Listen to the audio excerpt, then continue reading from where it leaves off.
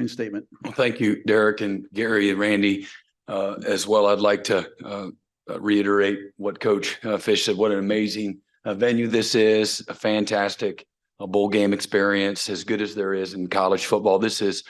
I've been to San Antonio several times throughout the last 25 years. And obviously was here back in 1998 with the Wildcats. And so had firsthand experience as a young coach, the quality of a bowl game experience that y'all have put on.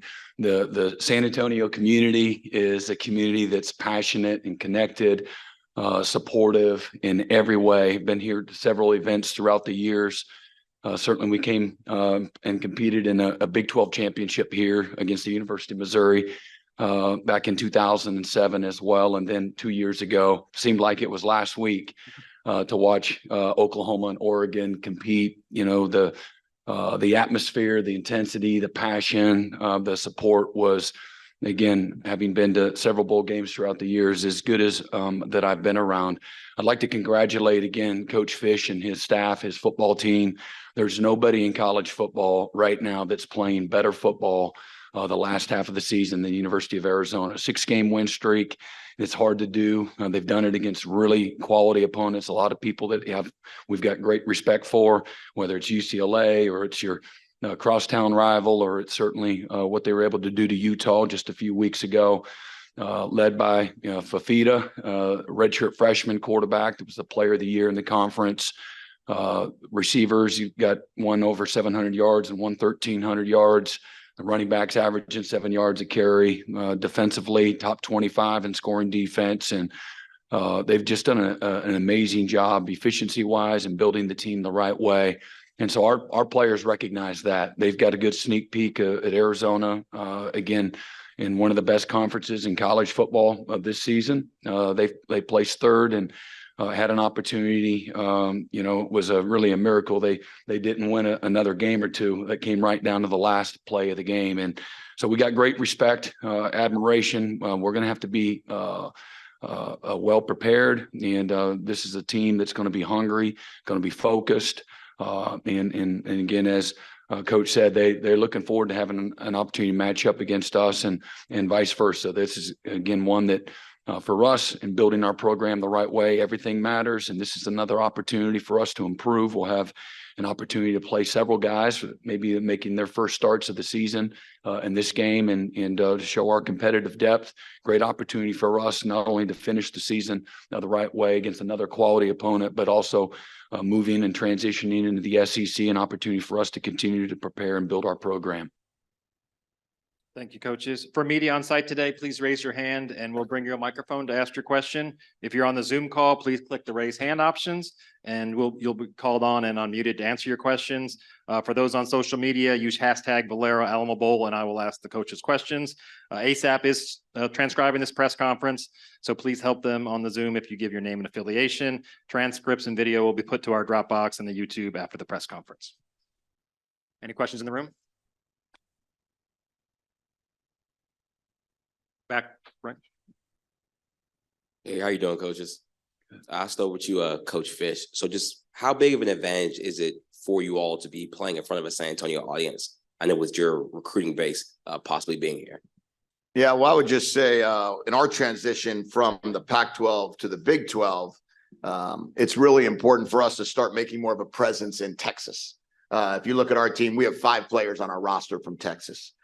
We know that as the years progress, starting next year when we'll be playing in the Big 12, we're going to have to add more players from Texas into our program. And we'll have more of a recruiting opportunity because of the fact that we'll be playing in the state against TCU and Baylor and Houston and Texas Tech. So it would probably be a kickoff for us into the Big 12 this game and really be able to see and show our players and let the state of Texas see the type of energy that our players play with. And hopefully the high school coaches in the state will be excited about sending their players to us.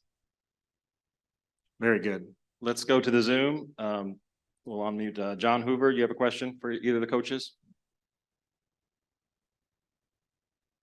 Yes, I do. Thank you for taking my question. And Brent, congratulations and appreciate you doing this. First question is about Dylan Gabriel. What can you tell us about his plans? What can you tell us about your conversations with him? And is he going to be able to participate in the Alamo Bowl, or is that all strictly Jackson Arnold at this point? That hasn't been finalized yet, so I'll comment on that when it's the appropriate time. But Dylan's been amazing. He's obviously played his best football this year. We wouldn't have put ourselves in this position and had the kind of success we did, certainly the turnaround that we did from year 1 to year 2 without Dylan and all of his hard work, his leadership, his commitment. He made everybody around him better. So, really, really thankful and proud of Dylan, and he's going to have whatever is next for him. I promise you, he's going to have his hands all over it. It's going to be, a really successful transition for him. Okay, Thanks, let's go Brent. stay on the Zoom. Justin Spears, do you have a question for either coach? Yeah, Justin Spears from the Arizona Daily Star. This one's for Coach Venables.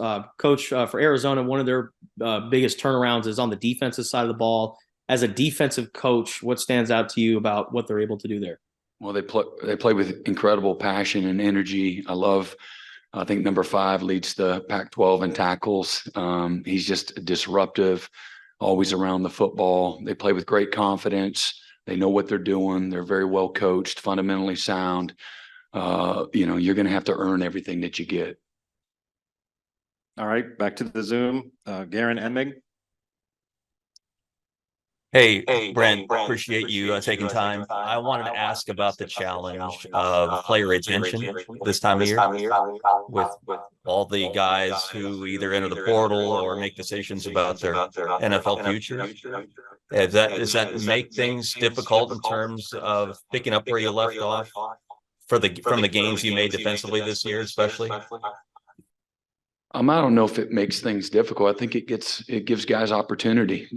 This is college football. You can't keep guys forever, and so sometimes the people on the outside look at change as a bad thing, and I look at it just as opportunity. And I think we've talked about since the Big 12 media day back in August, we've promoted the competitive depth that we have.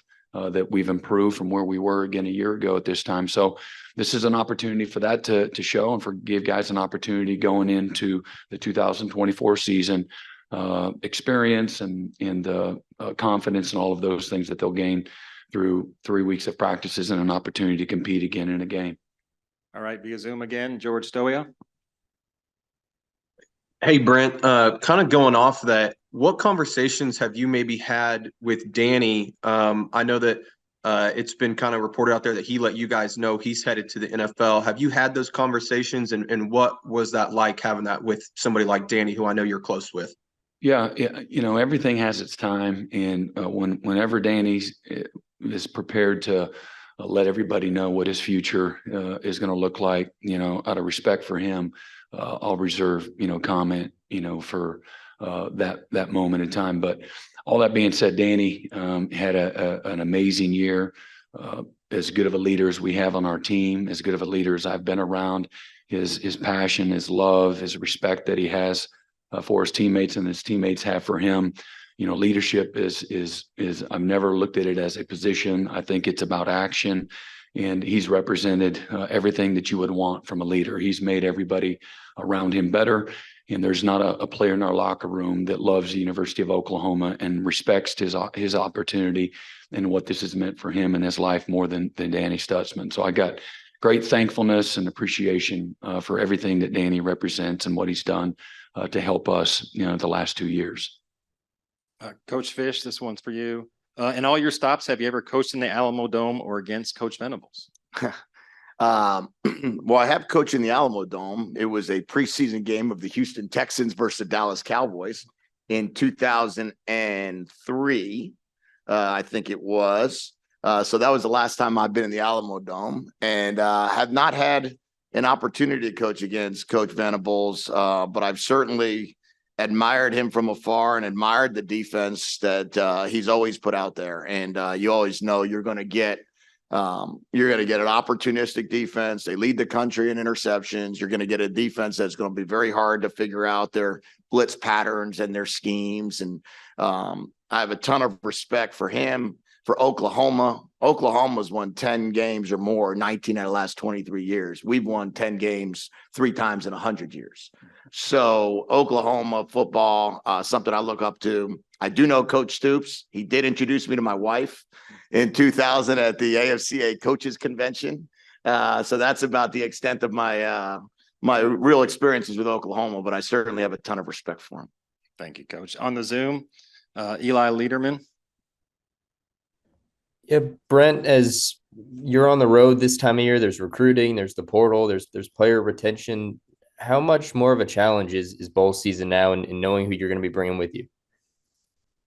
You know, it's all hard. I say this, you know, all the time, but it's all good.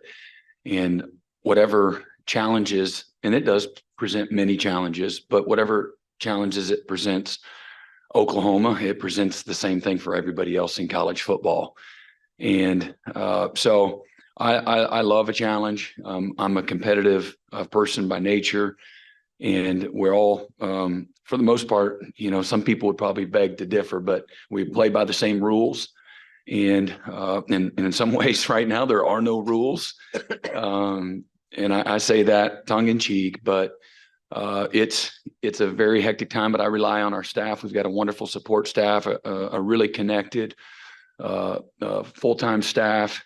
And again, there's several things that are going on right now with our current roster, just like everybody else's rosters, many things that you planned on. I think we've had a handful of players that are quote unquote in the portal, but we looked at them as seniors, as graduates, and as guys that weren't going to be a part of our program after this season. So the only thing that you don't know is whether or not they're going to try to go to the NFL, or they're going to decide to maybe use that additional year of eligibility somewhere else. And so you do have to plan, you know, make adjustments, if you will, and when it comes to your depth. And so that's a real thing. But other than that, you know, I love putting puzzles, you know, the pieces of the puzzle together. I've always really enjoyed that, and try to find great people. That's exciting to me. To, you know, I've got, you know, amazing appreciation, thankfulness, and respect for what it means to be the head football coach at the University of Oklahoma, and the excellence that it's represented for over 100 years. And so every decision I make when it comes to our current roster, you know, and potentially a new player that we're going to bring into our program, I know everybody's counting on me to make a right decision. And so I love that. I love relationships. I love finding great people that also align in the values and the respect and appreciation for all the great things that Oklahoma has to offer. So it's for the next month, it's kind of like Christmas every day. It really is. I say that there's a lot of work that goes into it, as Coach Fisch can attest to as well. And but it's a little less work than we had a year ago at this time. Not much. We'll probably end up signing, give or take, around 35 to 37, you know, new scholarship players. A year ago, we signed 42 scholarship players we brought in January. So close to another transformation, similar, quite a bit less when it comes to the transfer portal. We'll look to, you know, sign, give or take, around 27 high school players. So I think 20 of them will be mid-year. So that's really exciting for me. We'll have, give or take, around 28, 29 mid-year players when we start in January. Thank you. We'll do a question in the room and then a couple more on Zoom. Hi there, Mike Board, iHeartMedia. This question is for Coach Fisch. You come in on a hot streak, wins over 4 ranked teams, a win over that other school in Tempe. How does it feel coming into this bowl game with everything clicking? And also, how do you let the guys have a little fun while they're here in San Antonio? Oh, they can have fun on the 29th. Now, I always tell them that was a Coach Belichick line, that you Thanksgiving, Christmas, that happens in the spring. But we'll do our best to make it an incredible experience. We only have 8 players on our roster that's ever played in a bowl game, and that's out of 110 players. So, and all 8 of them are transfers. So this is a brand new experience for a majority of our team. It's a brand new experience for our players. So we want to make sure that our players understand it is a privilege to play in a bowl game. It is a celebration of a job well done. And to be able to be at this bowl game, the Valero Alamo Bowl, this is a wonderful opportunity for our guys to experience San Antonio, to experience some of the great joys of being here, the history of the Alamo, to be able to learn a little bit about a new area. And we're going to try to do our best to really show them the culture here the best we can. But in the end, we're here to play a football game. We're here to play a football game against a team that's historically won 7 national championships. So we understand and recognize this great challenge, and we're going to try to balance the challenge of competition with the balance of joy. And during that time, hopefully we can get them both done. All right, we'll go back to the Zoom. Barry Trammell on the Zoom. Yeah, Brent, can you help me sort of understand the Dillon departure? This appears to be a decision that was made even before the season started, a decision to move ahead with Jackson going forward. It's just sort of a unique situation. Can you shed some light on that? Well, the only thing I would say, it didn't have anything to do with Jackson. I think Dillon had every intention to go to the NFL. In his mind, this was going to be his last season. He's going to have a great year, put himself in position to go, chase his dreams, in the NFL. And so, he's the best person to testify in regards to how he came to the decision to play another year, collegiately. But quite frankly, we did plan to, again, go into the 24 season without Dillon Gabriel. And Dillon, I think one of the things that he'll comment about is he went through something similar at UCF, with a quarterback there, and he knows the uniqueness of the situation. So, Dillon knows, certainly, he was more than welcome to stay and continue to compete and be, the quarterback at the University of Oklahoma. But that's just what decision that he came to. And again, like I said, he would be the best,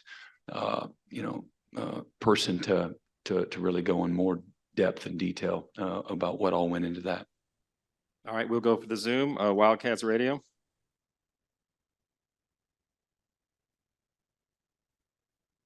Gentlemen, for both of you, David Kelly, Wildcats Radio 1290. What is your most vivid early memory from your childhood of a bowl game that made you fall in love with this time of year in college football? Coach Fisch, you want to go first? Sure. I would say, it was actually funny. We were talking about it last night at dinner that the Penn State Miami Bowl game of the Orange Bowl in 1987, or Fiesta Bowl, the Fiesta Bowl of the national championship game. I remember being at my grandma's and grandpa's house in Florida. I was 10 years old. And I remember watching that game on TV, and they lived in South Florida. So there was a big Miami contingency.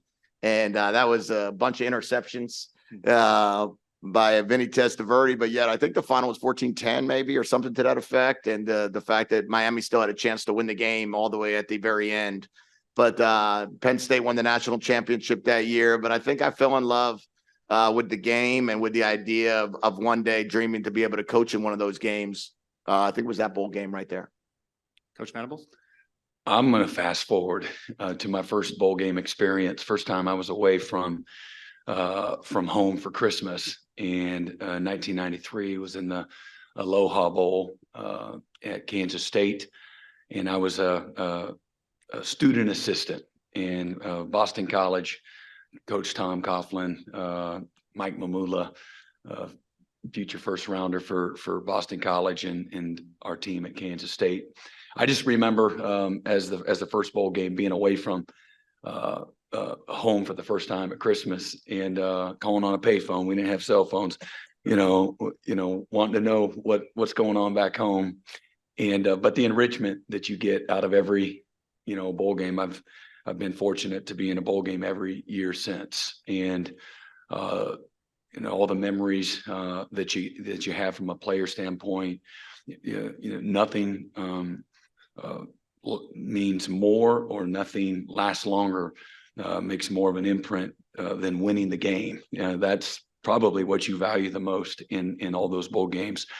And then now you fast forward now, and we're coaches and we're dads. It's funny to hear the fans have an interest in which bowl game we're going to go to. The players always have an incredibly vested interest in the bowl games, but the coaches' kids have the most vested interest in which play parks, what the hotel's going to, what the pool, what the weather. Do we have a beach? Is it Orlando? Is it San Antonio? Is it the Riverwalk? And so you get the thumbs up, the official approval from the coaches' kids.